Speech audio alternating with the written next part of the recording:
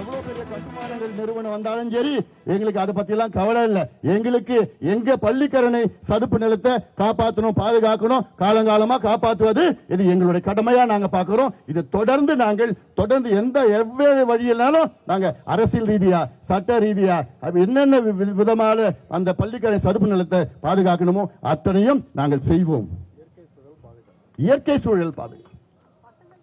இந்த பசங்க எதுக்கு வந்திருக்காங்க? இந்த பொண்ணு எதுக்கு வந்திருக்கு? குழந்தை நாளைக்கு எங்களுக்கு பிரச்சனை இருக்க கூடாது. வளைஞ்சிச்சுன்னா நாளைக்கு எங்களுக்கு பிரச்சனை இல்லாத சென்னை வேணும். குழந்தை வந்திருக்காங்க. இதுதான் இவங்களுக்காக தான். இன்னைக்கு நம்ம அவங்களுக்காக குரல் கொடுத்தா நாளைக்கு அவர்கள் பாதுகாப்பாக வாழ்வார்கள், நீர் பிரச்சனை இல்லாம வாழ்வார்கள். இதுதான் நமக்கு இன்னைக்கு அவசியமானது. அதற்கு நீங்கள் எல்லோரும் ஒத்துழைப்பு தாருங்கள். பொதுமக்கள் அத்தனை பேரும் ஒத்துழைப்பு தாருங்கள். நீங்க எல்லாமே கையெழுத்து இயக்கம், கையெழுத்து போடுங்க. இந்த கையெழுத்து நீங்க போட்டதெல்லாம் முதலமைச்சர் அவர்களுக்கும் துறை சம்பந்தமான அமைச்சர்கள் அதிகாரிகளுக்கு எடுத்துட்டு போவோம். அடுத்தது இப்ப இங்க தீநகரில் நம்ம பிரச்சாரம் பண்ணிருக்கிறோம். அடுத்து பள்ளிக்கரணையில பிரச்சாரம் போகணும்.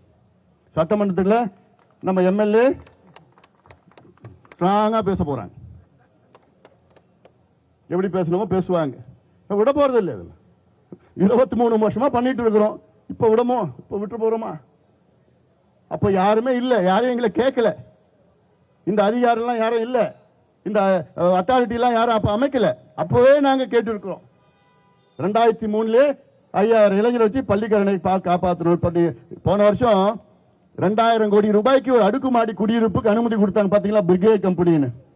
பிரிகேட் எல்லாம் அது உள்ள எல்லாம் பள்ளிக்கரணை சதுப்பு உள்ள 2000 கோடிக்கு அடுக்குமாடி. நாங்களாம் சட்டம் போட்டோம், கேஸ் போட்டது எல்லாம் போட்டு இப்ப கோர்ட்ல ரத்து பண்ணிருக்காங்க. யார் அனுமதி கொடுத்தா? சிஎம்டிஏ. சிஎம்டிஏ தலைவர் யார்? அப்போ விஞ்ஞானி. சுற்றுச்சூழல் மட்டும் இல்லப்பா, நீரியல், சுற்றுச்சூழல், கட்டுமானம், நகர்ப்புற கட்டுமானம் அத்துணை விஞ்ஞானி சேகர் பாபு. அப்போ இதுல இன்னொன்னு வேடிக்கை என்னன்னா, சுற்றுச்சூழல் தமிழ்நாட்டில் ஒரு சுற்றுச்சூழல் துறை ஒன்று இருக்கு, என்வாயன்மெண்ட் மினிஸ்ட்ரி. அவங்க அனுமதி இல்லாம அங்க கட்ட முடியாது. தலையெழுத்து அவங்களும் அனுமதி கொடுத்திருக்காங்க.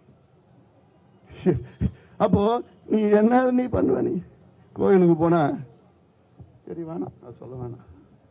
அதனால இதை நீங்கள் எல்லாமே மக்களிடம் எடுத்து சொல்லுங்க. எங்களுடைய மீடியா ரொம்ப சந்தோஷமா இருக்கு. ஞாயிற்றுக்கிழமை காலையில இங்க வந்திருக்கீங்க, இவ்வளவு ஆர்வமா வந்திருக்கீங்க.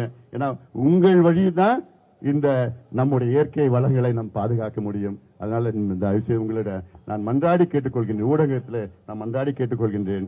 நாம் எல்லோரும் சேர்ந்து நம்முடைய இயற்கை வளங்களை பாதுகாப்போம், பாதுகாப்போம், பாதுகாப்போம். இந்த பள்ளிக்கரணை சதுப்பு நிலத்தை நாம் பாதுகாப்போம். சென்னையின் உயிர் நாடி பள்ளிக்கரணை சதுப்பு நிலத்தை நாம் எல்லோரும் சேர்ந்து பாதுகாப்போம். வருகின்ற தலைமுறைகளுக்கு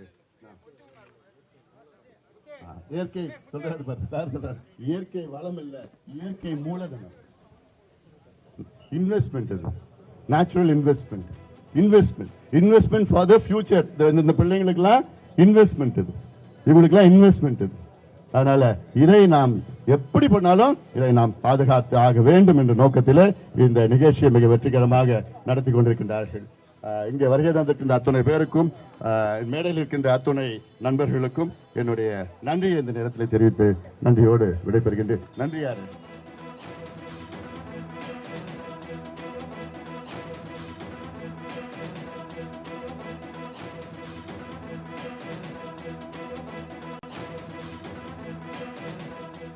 சென்னை தியாகராய நகரில் அன்புமணி தரப்பிலிருந்து கையெழுத்து இயக்கம் நடைபெற்று வரக்கூடிய சூழலில் மக்கள் மத்தியில் பரப்புரையில் ஈடுபட்ட அந்த காட்சியை பார்த்தோம்.